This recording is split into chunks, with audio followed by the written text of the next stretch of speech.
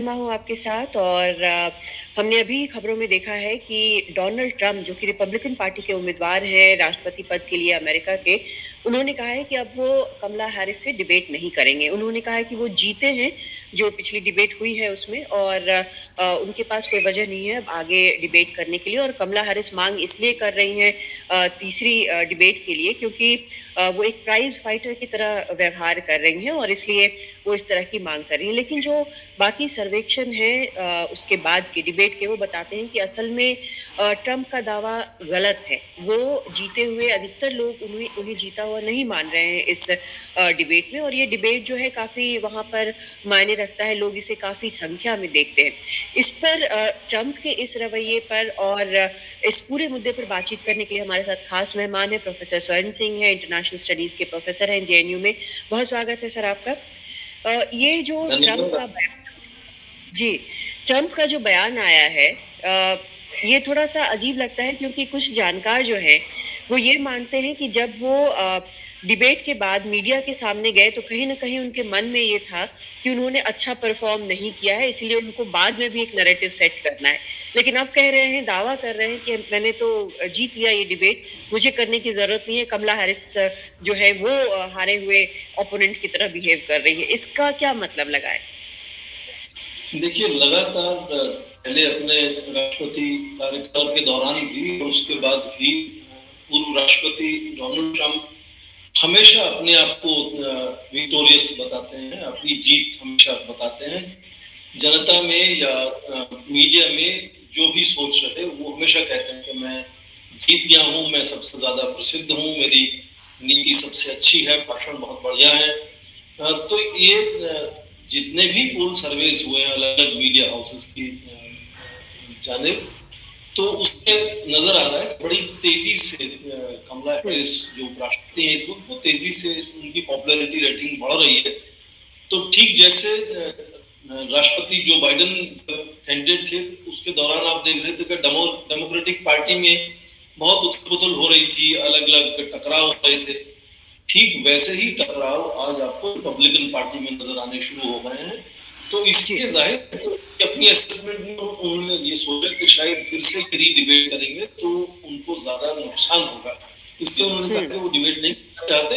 हालांकि ये जरूरी नहीं है, ये कोई कॉन्स्टिट्यूशनल रिक्वायरमेंट नहीं है अमेरिका में कि डिबेट होनी चाहिए या कितनी डिबेट होनी चाहिए। इससे पहले भी राष्ट्रपति इस तरह से मना कर चुके हैं। एक बहुत प्रसिद्ध राष्ट्रपति आपको याद होगा, रूजवेल्ट दूसरे विश्व युद्ध के बाद उन्होंने मना किया था कि मैं डिबेट नहीं करूंगा। तो वो कर सकते हैं मना। उनकी असेसमेंट यही है कि क्योंकि कमला हैरिस बहुत प्रसिद्ध हो रही है तेजी से और उनकी अपनी पार्टी में लोग का जो रुझान है वो बदल रहा है, इसलिए वो नहीं चाहते कि एक और जी। और जो ताज़ा जो नंबर्स आए हैं उसमें भी ये दिख रहा है कि रॉयटर्स इप्सोस का जो पोल है उसमें कहा जा रहा है कि 47% से कमला हैरिस लीड कर रही हैं और ट्रंप के 42% है। तो ये जो डिफरेंस है वो इस डिबेट के बाद अचानक से बढ़ा हुआ दिखता है। बिल्कुल, आप देखें पहले से ही जैसे ही कमला हैरिस का नॉमिनेशन अनाउंस हुआ कि वो कैंडिडेट होंगी डेमोक्रेटिक पार्टी से, तभी से बड़ी तेजी से जिस तरह से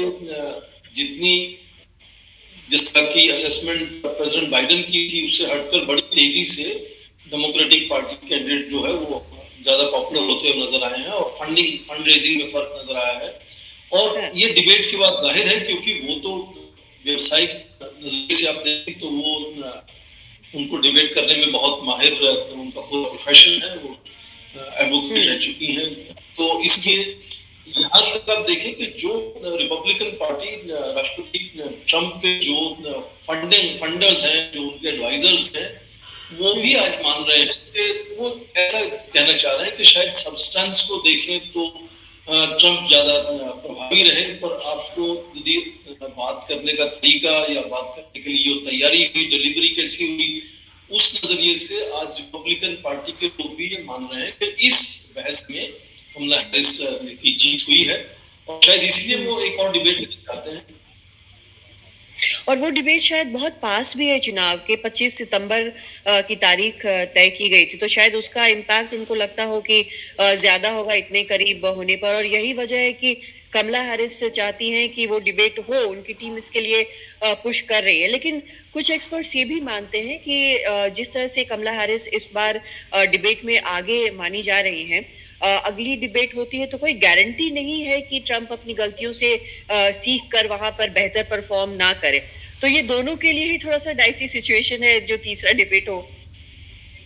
दोनों कैंडिडेट्स का जो अपना पूरा जीवन का नजरिया है, उनका जो एक्सपीरियंस है, जो तरीका है, वो खास एक डिबेट में बदल जाएगा, ये संभव नहीं है, इसकी अपेक्षा नहीं करनी चाहिए। तो डोनाल्ड ट्रंप अपने तरह से बात करेंगे और उस नजरिए से देखें तो जो डिलीवरी है डिबेट में वो कमला हैरिस की जाहिर है कि बेहतर होगी। एक और डिबेट होती है तो, और अब देखिए ये जो इस तरह की टेलीविजन पर, रेडियो पर और सोशल मीडिया पर लाइव टेलीकास्ट होता है डिबेट का, उसका सबसे ज्यादा फोकस होता है अनडिसाइडेड वोटर्स के।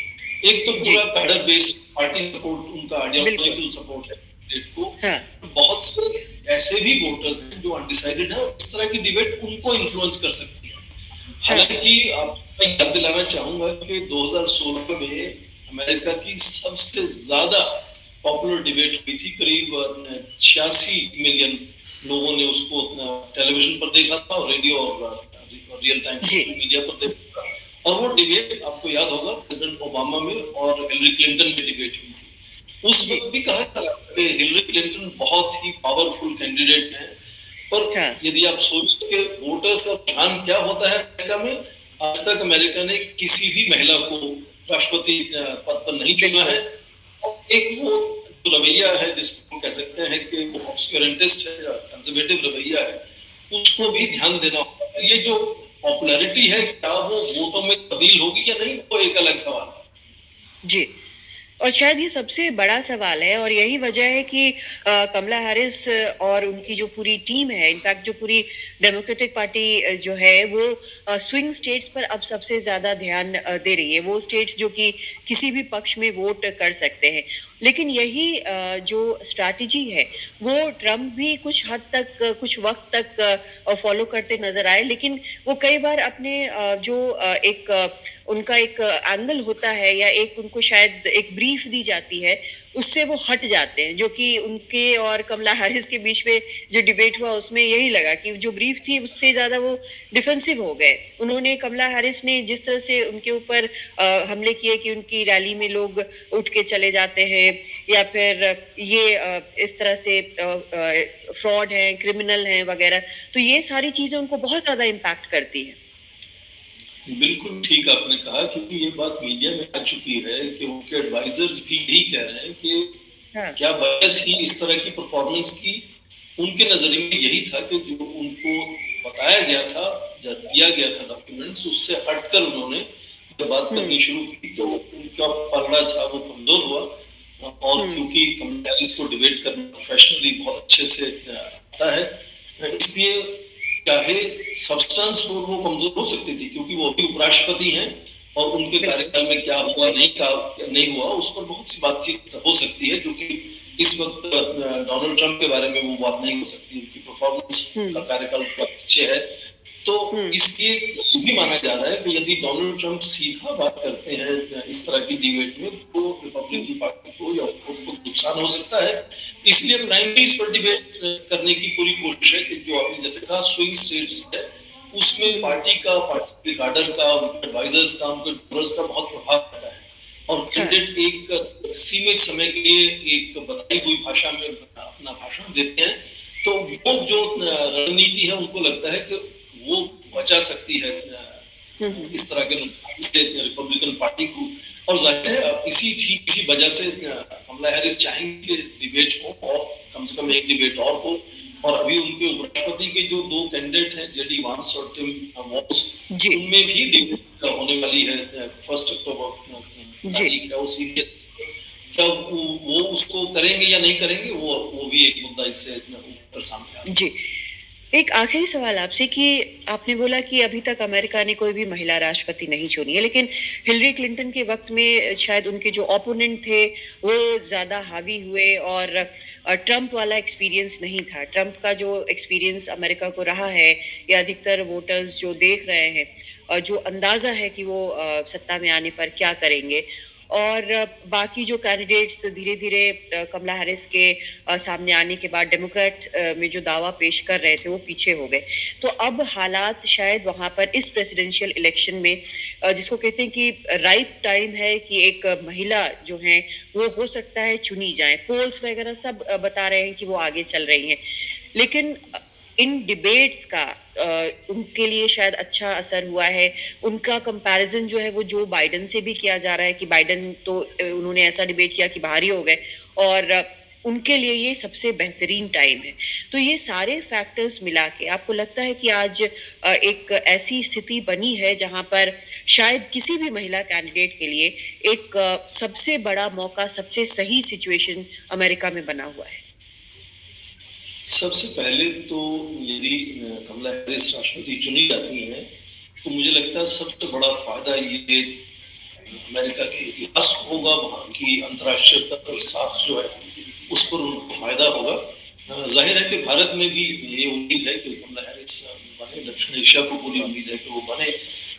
उससे शायद इस क्षेत्र को भी तालमेल बनाने में फायदा हो सकता है। और जैसा आपने कहा कि इतिहास में ये हुआ नहीं अभी तक कि कोई महिला को राष्ट्रपति चुना। तो 2 बार या 3 बार पहले भी कोशिश हुई इस तरह की, पर वो चुनी नहीं गई। और आपने जब कहा कि हिलरी क्लिंटन बहुत ही तरह से स्ट्रॉन्ग कैंडिडेट की तरह उभरी थी, उस वक्त भी अमेरिका को वोटर्स को यही चॉइस सामने थी कि क्या पहली बार इतिहास में एक कलर्ड व्यक्ति को, एक ब्लैक व्यक्ति को आप चुनेंगे राष्ट्रपति या एक महिला को चुनेंगे। तो उस वक्त भी अमेरिका के वोटर्स ने एक ब्लैक आदमी को चुना बजाय कि एक महिला को चुनने के। हालांकि उस वक्त ऐसा कहा जाता था कि ये जो टक्कर है हिलरी क्लिंटन की और ओबामा की, उस तरह की टक्कर कोई इतिहास में हुई ही नहीं है। और वही वक्त था जैसे मैंने कहा कि 84 मिलियन केवल एक बार हुआ है इतिहास में, व्यूअर्स टेलीविजन पर थे। तो यदि बहस होती है इससे ट्रंप और कमला हैरिस में, तो जाहिर है कि कमला हैरिस को फायदा होगा। और जितनी तेजी से उनकी पॉपुलैरिटी, उनकी फंडिंग सामने आई, बढ़ती हुई, वो और आगे बढ़ेगी। और यदि डिबेट होती है तो उससे ये संभावना और भी सुदृढ़ हो जाएगी कि शायद पहली बार एक महिला व्हाइट हाउस में राष्ट्रपति के नजरिए से के तौर पर चुनी जाए। और मुझे लगता है कि अपने आप में बहुत अच्छा होगा ये अमेरिका के भविष्य के लिए और उनके इतिहास के लिए। जी, बहुत शुक्रिया स्वर्ण सिंह सर हमसे बात करने के लिए इस खास मुद्दे पर। नमस्कार।